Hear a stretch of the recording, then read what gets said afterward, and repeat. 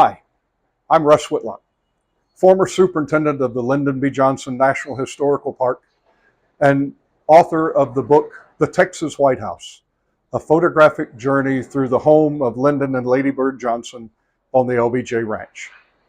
Greetings from Puerto Vallarta in the state of Jalisco, Mexico. While here, I wanted to continue our tour of the Texas White House and mention the strong connection Lyndon Johnson had with Mexico, its people, and two Mexican presidents, Adolfo López Mateos and Gustavo Díaz Ordaz.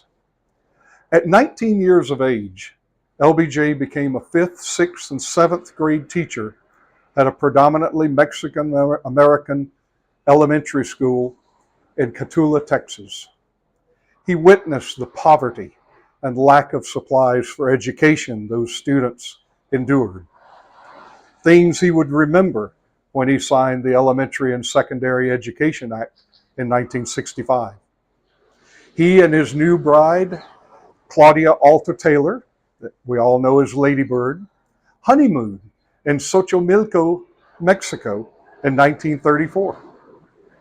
As Senate Majority Leader, he was already developing relations with Mexican President Mateos. They met in Acapulco to discuss many issues, including economic investment, border disputes, and agricultural workers.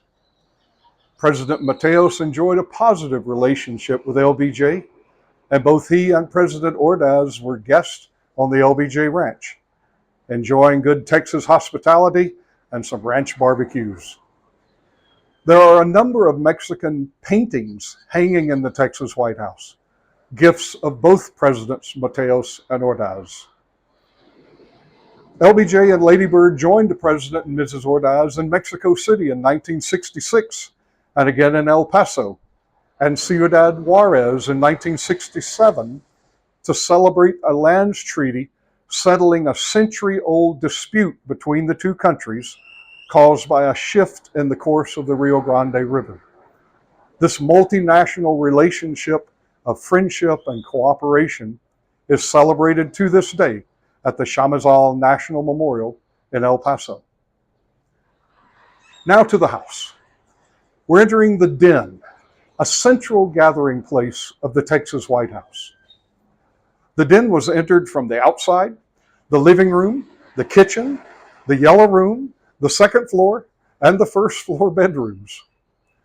Lucy Johnson told me that this is where the family gathered before activities outside. This is the room where visitors gathered before participating in outdoor events, such as the many press conferences held in the front yard.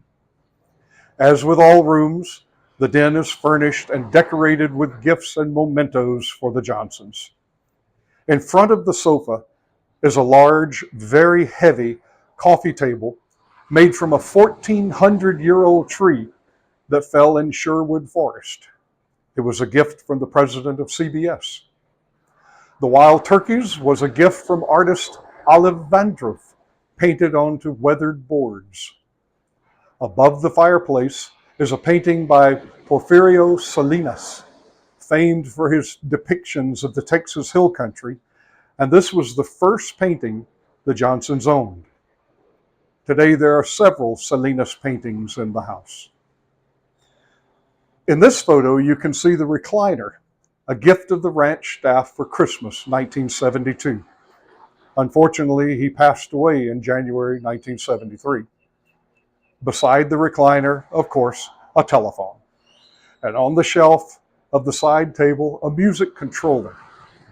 As in the office and most of the first floor rooms, LBJ could control music and radio broadcasts through speakers in the house and mounted in the front yard live oaks. On the wall by the stairway, notice the small painting.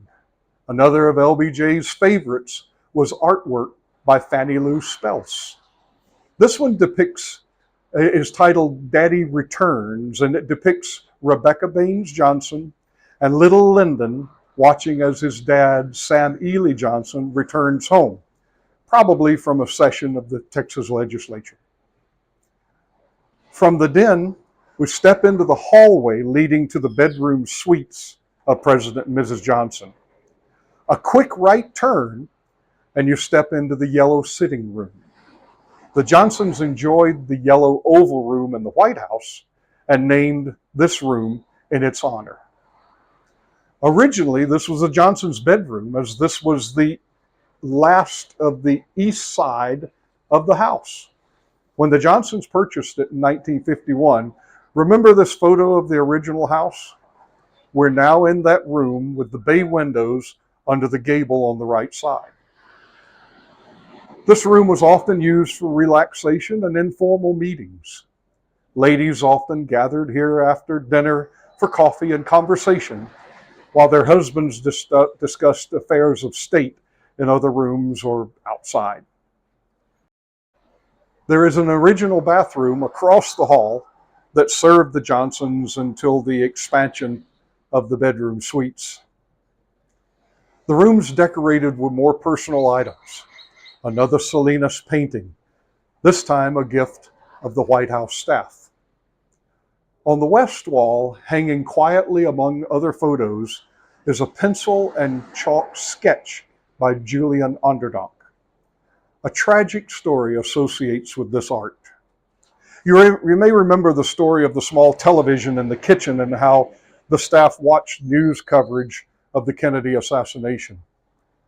Texas Governor John Connally and his wife Nellie had purchased 2 Onderdonk artworks to be presented to the president and the vice president during a luncheon that day.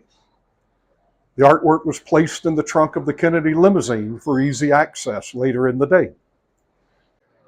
After the tumultuous and tragic events of the day, the art was lost in storage. Agents of the United States Secret Service searched for the artwork at a request of Governor Connally. The sketches were found, and the one that was for the Johnsons was later presented. Note the handwritten inscription, "To the Johnsons, from Governor and Mrs. Connally, November 22nd, 1963. In the bookcase, there are a number of Johnson family photo albums. In one of those, we solved the mystery of the 5 stars on the LBJ Ranch flag. The flag had flown over the ranch since the 1950s, and we could not figure out the significance of the 5th star. Remember, the family all had LBJ initials. There was Lyndon Baines Johnson, Lady Bird Johnson, Linda Bird Johnson, and Lucy Baines Johnson. But what was the 5th star?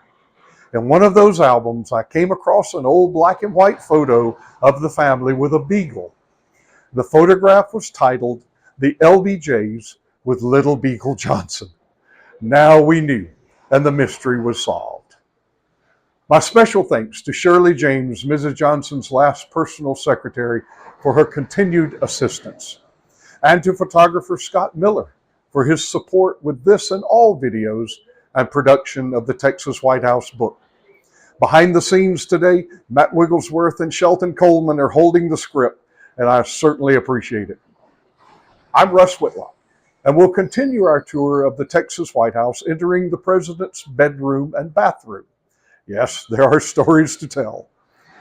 My book is available on Amazon, in Austin at the LBJ Library and Museum, and in the Texas Hill Country at the LBJ National and State Parks, as well as the Johnson City gift store, Grace and Gratitude. Now I'm getting back to my visit in Puerto Vallarta, and I look forward to sharing some stories with you soon.